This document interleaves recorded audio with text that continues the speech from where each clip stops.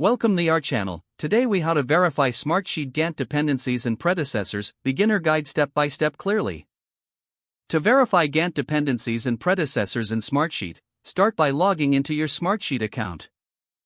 Open the project sheet that contains your Gantt chart. Ensure that you are in the Gantt view. Locate the task for which you want to check dependencies. Click on the cell in the predecessors column next to that task.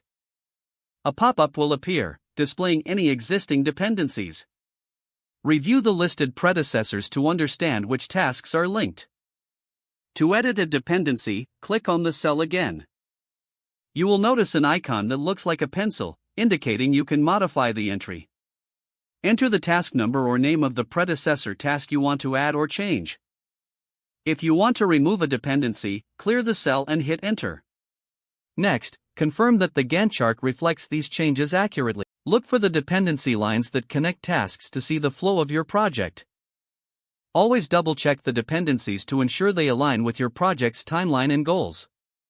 If necessary, adjust the start and finish dates of the dependent tasks accordingly. This will help in maintaining a realistic project schedule. Once all dependencies are verified and adjusted, save your changes.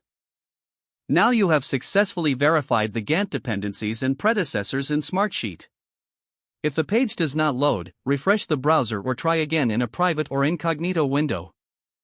Make sure you are using the correct email address, then retype it carefully to avoid small typos.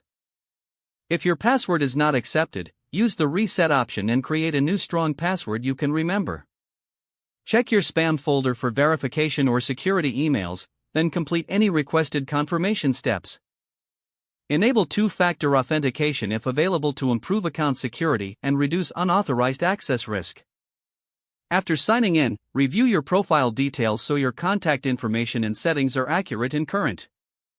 If you see an error message, note it down and try again after restarting your device and internet connection.